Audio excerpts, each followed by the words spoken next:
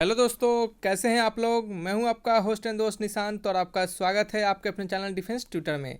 तो दोस्तों, आज की इस वीडियो में हम आपको NDA complete course of chemistry के लेक्चर नंबर 63 को बताएंगे। इससे पहले हमने बहुत सारे लेक्चर दे चुके हैं। इस खासकर आपके पीरियोडिक क्लासिफिकेशन ऑफ एलिमेंट्स के हमने 8-7 कंसेप्ट दे चुके हैं। ये हमारा 8वां कंसेप्ट लेक्चर है और इस जो भी लेक्चर है आपके, इस सारे कंसेप्ट खत्म होने के बाद इस लेक्चर के हम आपको कुछ एक्सपेक्टेड क्वेश्चंस को बताएंगे और साथ ही साथ इसके प्रीवियस ईयर के क्वेश्चंस को बताएंगे। तो प्लीज़ वीडियो पे बने रहिएगा, वीडियो को पूरा शुरू से अंत तक देखिएगा। तो इस वीडियो में हम आपको आपके पीरियोडिक प्रॉपर्टीज़ के आयनेशन पोटेंशियल को बताने जा रहे हैं। और दोस्तों, जो भी हमारे नए बच्चे हैं, जो भी बच्चे नए वीडियो को देख रहे हैं, अगर वीडियो आपको अच्छा लगे, वीडियो पहले पूरा वॉच कीजिए। अगर आपको अच्छा लगे तो वीडियो को लाइक कीजिएगा, चैनल को जरूर सब्सक्राइब कीजिएगा। तो मैंने आपके लिए पूरा कंप्लीट कोर्स ऑफ केमिस्ट्री को स्टार्ट किया हूँ आपके एग्जामिनेशन पॉइंट ऑफ व्यू को ध्यान में रखते हुए। आपके इतने सारे कंसेप्ट को मैंने इसमें करवाया है। अभी तक जितने भी चैप्टर अभी तक हमने कवर किया है, उस चैप्टर से आपके एक भी क्वेश्चन अगर आते हैं तो मैं गारंटी के साथ कह सकता हूं कि आपके एक भी क्वेश्चंस नहीं छूटेंगे। ठीक है, तो आप वीडियो को पूरा देखिए, एंड तक देखिए और आपको अच्छा लगे तो लाइक एंड सब्सक्राइब जरूर कीजिए। तो चलिए वीडियो में आगे बढ़ते हैं और वीडियो को हम स्टार्ट करते हैं। तो हमारा सबसे पहला इस वीडियो में अगर हम टॉपिक को समझते हैं तो हमारा एक ही टॉपिक इस वीडियो में हम कवर करेंगे और वो होगा हमारा आयनेशन पोटेंशियल, और उसे कहे तो आयनेशन एनर्जी। पोटेंशियल को ही हम एनर्जी के नाम से जानते हैं। पोटेंशियल और एनर्जी सेम ही होता है, तो पोटेंशियल और एनर्जी को हम यहाँ पे कवर करेंगे। तो चलिए हम समझते हैं पहले पॉइंट्स आयनेशन पोटेंशियल को और कहें तो आयनेशन एनर्जी को, जिसको कि हम आईपी से डिनोट करते हैं और आईपी का मतलब ही होता है आयनेशन पोटेंशियल। तो अगर हम आईपी की बात करें, आयनेशन पोटेंशियल की बात करें, तो आयनेशन पोटेंशियल को अगर हम डिफाइन करते हैं तो it is the minimum amount of energy. यह एक मिनिमम अमाउंट ऑफ एनर्जी हमें लगता है किसी भी इलेक्ट्रॉन्स को उसके आउटर मोस्ट ऑर्बिट से रिमूव करने में। ठीक है, और इसकी डिफिनीशन को समझे तो it is the minimum amount of energy required to remove an outermost electron from it is an amount of energy required to remove an electron from outermost orbit। outermost orbit से किसी electrons को मान लेते हैं कि कोई nucleus है यहाँ पे और इसका क्या है, ये ऑर्बिट्स है। ठीक है, ये क्या है, ऑर्बिट्स है। तो मान लेते हैं ये क्या है, इसका आउटर मोस्ट ऑर्बिट। तो इस आउटर मोस्ट ऑर्बिट से किसी भी इलेक्ट्रॉन्स को रिमूव करने में, ठीक है, किसी भी इलेक्ट्रॉन्स को इस आउटर मोस्ट ऑर्बिट से रिमूव करने में क्या लगे, हमें जितना अमाउंट ऑफ एनर्जी लगे, हमें देना पड़े, उस एनर्जी को हम कहेंगे आयनेशन पोटेंशियल। मान लेते हैं कुछ एक्स अमाउंट ऑफ एनर्जी को दे रहे हैं, तो इस एक्स हमको क्या कहेंगे, इस एक्स को कहेंगे हम आयनेशन पोटेंशियल। समझ गए आप कि किसी भी इलेक्ट्रॉन्स के, किसी भी कहें तो किसी भी एलिमेंट्स के आउटर मोस्ट ऑर्बिट से किसी भी इलेक्ट्रॉन्स को निकालने में जितना अमाउंट ऑफ एनर्जी हमें देना पड़े, जितना अमाउंट ऑफ एनर्जी हमें रिक्वायर्ड हो, उसी अमाउंट ऑफ एनर्जी को हम आयनेशन पोटेंशियल के नाम से जानते हैं। ठीक है, चलिए, तो ये हमारा आयनेशन पोटेंशियल का डेफिनेशन हुआ। आपको ऐसे डेफिनेशन आपके एग्जाम में अब MCQ बना के पूछे जा सकते हैं कि आयनेशन पोटेंशियल किसे कहते हैं। आयनेशन पोटेंशियल में एनर्जी देना पड़ता है या एनर्जी निकलता है या फिर क्या होता है, इस टाइप के क्वेश्चन आपको अलग अलग घुमा के पूछे जा सकते हैं। तो आपको क्या होता है, अमाउंट ऑफ एनर्जी उसमें लगता है, उसे हमें देना पड़ता है और उसी अमाउंट ऑफ एनर्जी जितना हम देते हैं उसको ही हम क्या कहते हैं, आयनाइजेशन पोटेंशियल कहते हैं। ठीक है, तो चलिए नेक्स्ट क्या है हमारा, नेक्स्ट पॉइंट है हमारा कि IP increases from left to right. अगर हम किसी भी पीरियोडिक टेबल की बात करें तो उसमें अगर हम लेफ्ट टू राइट जानते हैं, किसी भी पीरियड में ही अगर हम लेफ्ट टू राइट जाएंगे, तो किसी भी पीरियड में अगर हम लेफ्ट टू राइट जाते हैं तो आईपी क्या होता है, हमारा इंक्रीज कर जाता है, यानी बढ़ जाता है। और वहीं पे अगर हम क्या करें, किसी भी पीरियड में अगर हम टॉप टू बॉटम जानते हैं, यानी ऊपर से नीचे जाते हैं, तो क्या होता है, हमारा आयनाइजेशन पोटेंशियल घट जाता है। ठीक है, तो देखिए अगर हम बात करें, इस पॉइंट को आपको याद करना है, सिंपल याद करना है, लेकिन हम इस पॉइंट को आपके कंसेप्ट को समझाएंगे कि इसको कैसे याद रखें और इसके रिगार्डिंग जो कंसेप्ट है अगर हम उसे बता दें आपको, तो उसको आपको याद करने में आसानी होगा। तो देखिए आईपी क्या होता है, अगर इंक्रीज कर जाता है आईपी, अगर हम लेफ्ट टू राइट जाते हैं, तो आईपी हमारा इंक्रीज कर जाता है क्योंकि उसके इफेक्टिव न्यूक्लियर चार्ज क्या कहते हैं, इफेक्टिव न्यूक्लियर चार्ज क्या होता है, बढ़ जाता है। ठीक है, IP increases from left to right due to increase in effective nuclear charge. Effective nuclear charge क्या होता है, हम बहुत बार इस चीज़ को बता चुके हैं, हम अपने पिछले कंसेप्ट में भी बताया है, बहुत सारे और भी इसी चैप्टर के स्टार्टिंग के कुछ कंसेप्ट में भी हमने इफेक्टिव न्यूक्लियर चार्ज को बताया है।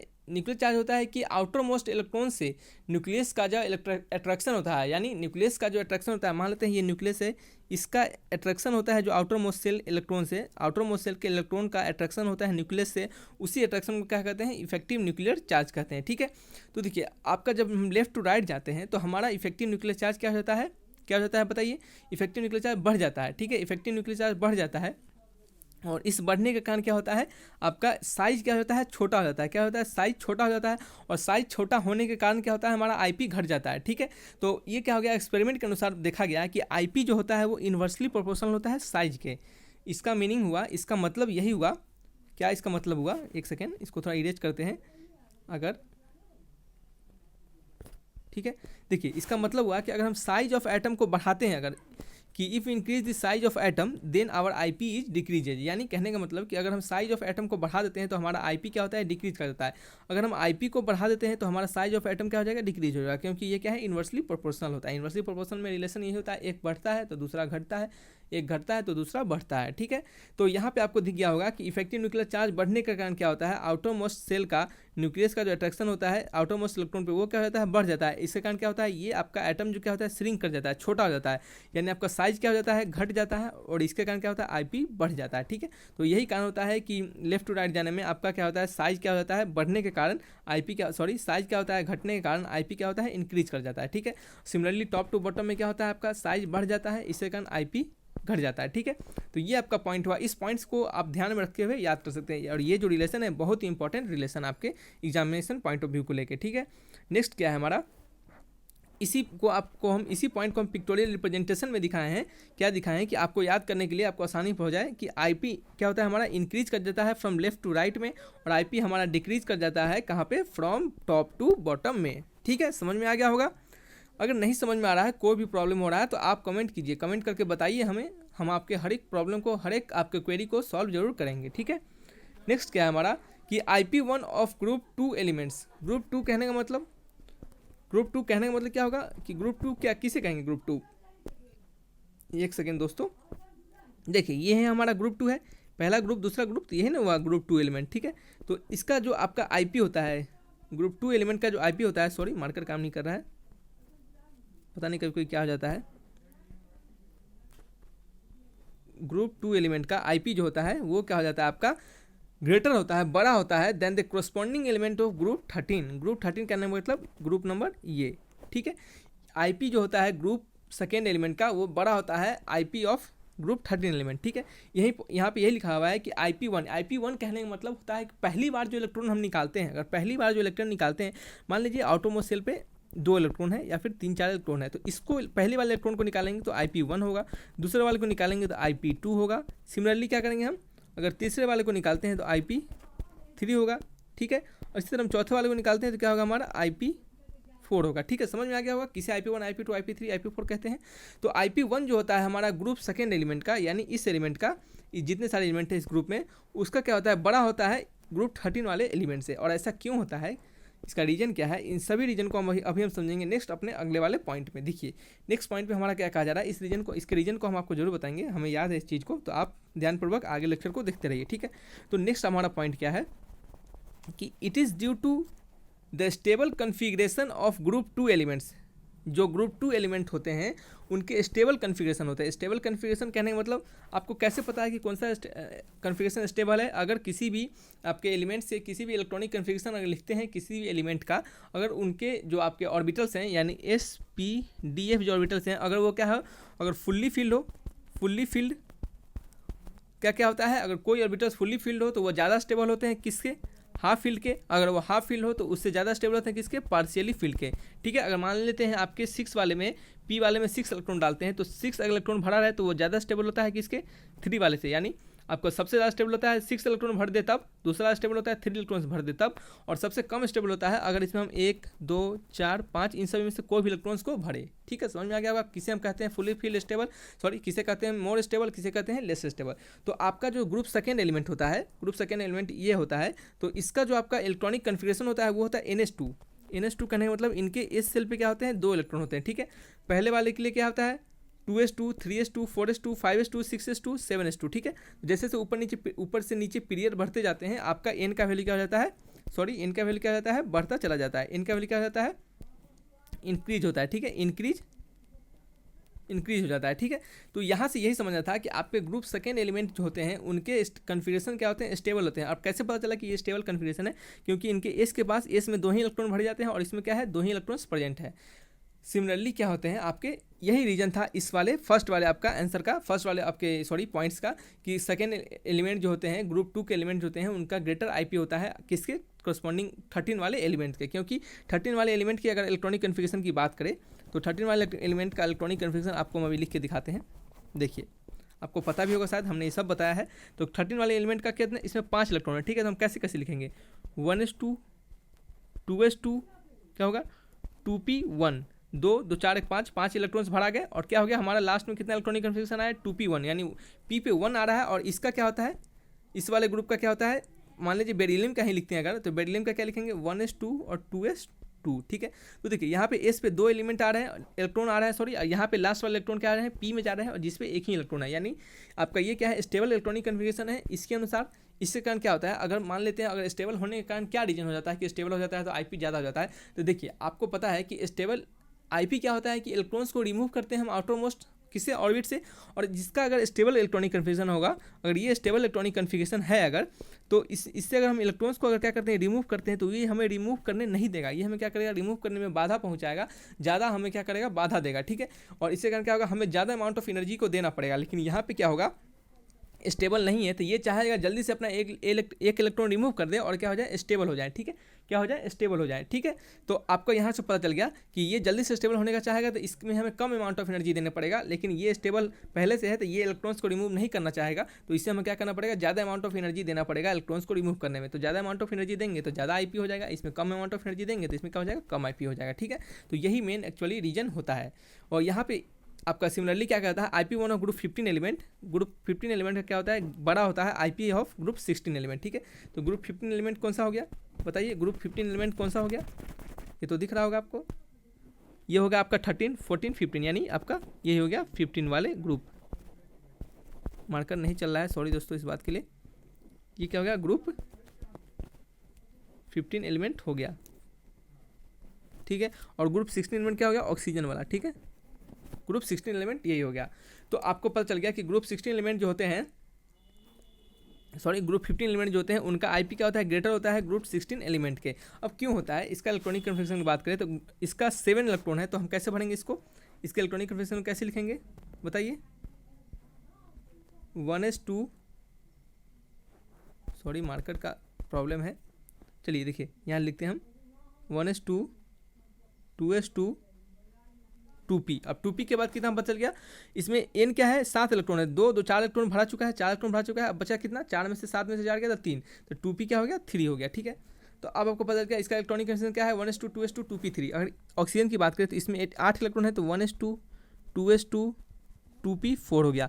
तो आपको दिख रहा होगा यहाँ पे आपको तुरंत बताया था कि फुल्ली फिल क्या होते हैं मोर स्टेबल होते हैं, उसके बाद हाफ फिल होते हैं, उसके बाद क्या होते हैं पार्शियली फिल होते हैं। तो आपके पी में क्या है एक पार्शियली फिल्ड है 3 इलेक्ट्रॉन्स भरा हुआ है, और इसमें क्या है सॉरी गलती बोल दिए, पी में क्या है एक हाफ फिल इलेक्ट्रॉन है जिसमें 3 इलेक्ट्रॉन भरा हुआ है, पी में 6 इलेक्ट्रॉन भरते हैं 6 इलेक्ट्रॉन, और 3 इसमें भरा हुआ है, इसमें क्या हुआ है 4 भरा हुआ है। तो ये क्या हो गया आपका हाफ फील्ड हो गया, ये क्या हो गया फुल पार्शियली फील्ड हो गया, यानी हाफ फील्ड, और ये क्या हो गया पार्शियली फील्ड। हाफ फील्ड क्या होता है बड़ा होता है पार्शियली फील्ड से, तो आपका क्या हो गया इसका मोर स्टेबल हो गया इलेक्ट्रॉनिक कन्फिगरेशन, और मोर स्टेबल होगा तो ज़्यादा अमाउंट ऑफ एनर्जी इसको लगेगा क्या करने इलेक्ट्रॉन को रिमूव करने में, और इसमें क्या लगेगा कम अमाउंट ऑफ एनर्जी लगेगा। तो इससे कारण पहले वाले का क्या हो गया आईपी ज़्यादा हो गया दूसरे वाले के यानी ग्रुप 16 वाले के एलिमेंट से। तो इसी तरह यहाँ पे लिखा हुआ है कि IP1 ऑफ नाइट्रोजन का बड़ा होगा IP1 ऑफ ऑक्सीजन से, यानी नाइट्रोजन क्या है 7 वाले एलिमेंट है, ऑक्सीजन क्या है 8 वाले में है, तो क्या हो गया आपका नाइट्रोजन का IP क्या हो जाएगा बड़ा हो जाएगा ऑक्सीजन के IP से। तो ये आपका रीजन होता है एक्चुअली, कैसे पता चलेगा आपको क्या क्या रीजन होते हैं, क्या एक्चुअल में रीजन होते हैं कि IP क्या होता है 15 का बड़ा होता है 16 से, और 2 का बड़ा होता है 13 से। तो इस पॉइंट को याद रखिए, और याद करने के रीजन भी आपको हम बता दिए तो और आपको अच्छे से याद रहेगा। नेक्स्ट क्या है हमारा कि zero group element on account of the stable configuration exhibit exceptionally high value of P in highest in speed. यानी कहने का मतलब है कि आपके जीरो एलिमेंट आपके जो नोबल गैसेस होते हैं ये हीलियम नियॉन आर्गन क्रिप्टन जेनन रेडन, इसे क्या कहते हैं हम इसे ही कहते हैं जीरो एलिमेंट, ठीक है, इसे ही कहते हैं जीरो एलिमेंट। इसको आप यहाँ पे भी डाल देते थे पहले लोग, ठीक है, लेकिन यहाँ पे मॉडर्न पीरियोडिक टेबल में इसको यहाँ डाला गया, अच्छे से सुधार कर लिखा गया। तो इसके क्या होते हैं ज़्यादा ही क्या होते हैं आपके IP क्या होते हैं बहुत ज़्यादा हाई होते हैं, हाई वैल्यू ऑफ IP होता है, ठीक है, P लिखा हुआ है यहाँ पे हाई वैल्यू ऑफ IP होता है। क्यों होता है क्योंकि इनका क्या होता है स्टेबल इलेक्ट्रॉनिक कन्फिगरेशन होता है। क्यों स्टेबल होता है क्योंकि इनके आपके फुलफिल इलेक्ट्रॉन्स होते हैं, इनका कन्फिगरेशन क्या होता है फुलफिल्ड होता है, ठीक है, इनका कन्फिगरेशन क्या होता है फुलफिल्ड होता है, ठीक है। इसके कारण फुलफिल होने के कारण इनका इलेक्ट्रॉनिक कन्फिग्रेशन फुलफिल हो रहा है, हर एक में फुलफिल इलेक्ट्रॉन पूरे इलेक्ट्रॉन्स भरे गए हुए हैं, तो इनका कन्फिग्रेशन क्या होता है, स्टेबल हो जाता है, मोर स्टेबल हो जाता है, जिससे कारण क्या होता है, इनका हाई वैल्यू ऑफ आईपी होता है। यानी इनमें से अगर इलेक्ट्रॉन को रिमूव करते हैं तो हमें बहुत ज़्यादा अमाउंट ऑफ एनर्जी को देना पड़ता है। अगर इसका एक और बढ़िया पॉइंट है यहाँ पे कि आपके जो जीरो ग्रुप एलिमेंट है, यानी आपके नोबल गैसेस जो हैं, जो आपको हम बताए हैं हीलियम, नियोन, आर्गन, क्रिप्टन, जेनन, रेडन, ये वाले, इसे क्या करते हैं, पूरा रिमूव करते हैं, ठीक है, और आपको अच्छे से समझ में आएगा, ठीक है। तो ये क्या हो गया आपका, ये वाले एलिमेंट जो ग्रुप वाले जो होते हैं, इनमें क्या होता है, फुल्ली फिल इलेक्ट्रॉन्स होते हैं, हर में पूरा कंप्लीट इलेक्ट्रॉन भरा जाता है। आपको पता है कि इसका चार्ज भी क्या होता है, जीरो होता है, ठीक है। ये क्या होते हैं, पूरा फुल्ली फिल्ड होते हैं। तो इसमें क्या होता है आपका, कि हाई इलेक्ट्रॉनिक कन्फिग्रेशन, इनका स्टेबल इलेक्ट्रॉनिक कन्फिग्रेशन होता है, जिससे कारण क्या होता है, इनमें ज़्यादा अमाउंट ऑफ एनर्जी हमें देना पड़ता है इलेक्ट्रॉन्स को रिमूव करने में, जिनके कारण क्या होता है, इनका बहुत ज़्यादा आईपी होता है। और इनका एक और पॉइंट क्या है कि हर एक पीरियड में ये जो आपका पीरियड्स है, इन पूरे पीरियड में, यानी पहले पीरियड में सबसे ज़्यादा आईपी अगर कोई पूछा जाए तो आपका क्या होगा, नोबल गैसेस का होगा, यानी हीलियम होगा, ठीक है। और इसी तरह आपको अगर सेकंड पीरियड में कोई पूछे कि सेकंड पीरियड में बताइए कि सेकंड पीरियड में सबसे ज़्यादा आईपी किसका होगा, तो फिर नोबल गैस का होगा। सेकंड पीरियड का नोबल गैस कौन सा है, नियोन है। थर्ड पीरियड में आईपी पूछा जाए सबसे ज़्यादा किसका होगा, तो आर्गन का होगा। क्यों आर्गन का होगा, क्योंकि ये क्या है, इनका क्या है, जीरो एलिमेंट में आते हैं और इनका इलेक्ट्रॉनिक कन्फिग्रेशन क्या होता है, फुलफिल होता है और मोर स्टेबल इलेक्ट्रॉनिक कन्फिग्रेशन होता है। उसी तरह फोर्थ में पूछा जाए तो आर्गन होगा। सिमिलरली आपके जो भी पीरियड में, हर एक पीरियड में जो सबसे ज़्यादा आईपी होता है वो होता है जीरो एलिमेंट का, या तो कहें आपके नोबल गैसेस एलिमेंट के, ठीक है। अगर वहीं पे अगर बात करें कोई आपसे कि किसी अगर सेम ऑर्बिट में, अगर मान लेते हैं आपको तो अलग अलग ऑर्बिट्स का हर एक आपको पॉइंट्स पता चला, लेकिन अगर मानते हैं कोई एक क्या है, ऑर्बिट सेम हो, ठीक है, सेम ऑर्बिट हो, चलिए आपको क्या करते हैं, आपके लिए अच्छा सा एक ऑर्बिट क्रिएट करते हैं, ठीक है। तो ऑर्बिट चलिए क्रिएट करते हैं। ये हमारा क्या हो गया, पहला हुआ, ठीक है। ये क्या हो गया हमारा पहला ऑर्बिट, ठीक है। सिमिलरली ये क्या हो गया हमारा दूसरा ऑर्बिट, ये क्या हो गया हमारा तीसरा ऑर्बिट, ठीक है। तो अब आपको बता दें कि मान लेते हैं इस ऑर्बिट में क्या है, आपके न्यूक्लियस भरे हुए हैं, ठीक है, न्यूक्लियस प्रेजेंट है। तो आपको बता दें कि अगर हम अलग अलग ऑर्बिट्स के लिए, अलग अलग एलिमेंट्स के लिए आईपी की बात कर चुके हैं, लेकिन अगर सेम ऑर्बिट्स की बात करें, मान लेते हैं इस ऑर्बिट्स की बात करें, इस ऑर्बिट्स की बात करें, इस ऑर्बिट्स की बात करें, किसी एक पार्टिकुलर ऑर्बिट्स की बात करें, किसी एक पार्टिकुलर ऑर्बिट्स की बात करें, तो उस ऑर्बिट में जो जितने आपके ऑर्बिटल्स होंगे, मान लीजिए इस ऑर्बिट में आपके ऑर्बिटल्स हैं एस पी डी एफ, ठीक है। तो इस ऑर्बिटल्स में अगर आईपी की बात करें, अगर कोई इलेक्ट्रॉन्स इस सभी ऑर्बिटल्स में प्रेजेंट हो, तो इसमें से किसका सबसे ज़्यादा आईपी होगा, तो आपके एक सिंगुलर, आपके एक पार्टिकुलर ऑर्बिट में जो जितने भी ऑर्बिटल्स प्रेजेंट होंगे, उनमें से उस और सभी ऑर्बिटल्स में से एस पी डी एफ जो ऑर्बिटल्स हैं, इन सभी ऑर्बिटल्स में से सबसे ज़्यादा आईपी एस का होगा, फिर पी का होगा, फिर डी का होगा, फिर एफ का होगा। और ये पॉइंट क्या आपका वीवीआई पॉइंट है, इससे क्वेश्चंस आपके एग्जाम में पूछे जा सकते हैं, ठीक है। तो इस पॉइंट को खासकर याद रखिए कि आपके जो आईपी होते हैं किसी पार्टिकुलर ऑर्बिट में, और उस ऑर्बिट में जितने भी ऑर्बिटल्स प्रेजेंट हो, उन सभी ऑर्बिटल्स में से सबसे ज़्यादा जो आईपी होता है एस का होता है, फिर पी का, फिर डी का, फिर एफ का, ठीक है। आपको समझ में आ गया होगा, सबसे ज़्यादा एस का, फिर डी का, फिर पी का, फिर एफ का, ठीक है। तो चलिए ये पॉइंट रहा आपका, जितने भी पॉइंट्स बताए ये आईपी के रिगार्डिंग पॉइंट्स थे। आईपी में बहुत सारे कंसेप्ट को पढ़ने हैं, अलग अलग कंसेप्ट को, अलग अलग आपको सीरीज को पढ़ने हैं, अलग टाइप्स को, वेरिएशंस को पढ़ने हैं, लेकिन आपको उतना आपके एग्जाम में नहीं पढ़ना है। ये सभी जितने भी हमने आपको बताया है, ये सभी आपके एग्जामिनेशन पॉइंट ऑफ व्यू को ध्यान में रखते बताया है, आपको इतना ही पढ़ना है। और जो भी इसका हायर स्टडी होते हैं और इसके ज़्यादा होते हैं, वो जेई मेंस जो कहे तो आपको आईआईटी वाले बच्चों के लिए पढ़ना होता है, वो हम लोग को पढ़ना था अपने समय में। तो यहाँ पे आपको सिर्फ जितना पढ़ना है वही सब चीज़ों को हम आपको बता रहे हैं, तो उसी को ध्यान में रखते चलिए और पढ़ते चलिए। और जो भी आपको बताया जा रहा है उसको पूरा ध्यानपूर्वक सुनिए, हर एक वीडियो को ध्यानपूर्वक देखिए। आपको जितना हम बता दे रहे हैं, आपको वहाँ से अगर पढ़ लेते हैं तो आपको एक भी क्वेश्चन केमिस्ट्री में नहीं छूटने जा रहा है। तो चलिए वीडियो को यहीं तक रखते हैं, और वीडियो अच्छा लगा हो तो लाइक कीजिएगा, चैनल को जरूर सब्सक्राइब कीजिएगा। आपकी सपोर्ट की जरूरत है, तो प्लीज़ हमें सपोर्ट कीजिएगा ताकि हम आपके लिए अच्छी अच्छी वीडियो और ला सकें। तो फिर मिलेंगे अच्छी वीडियो के साथ, तब तक के लिए बाय।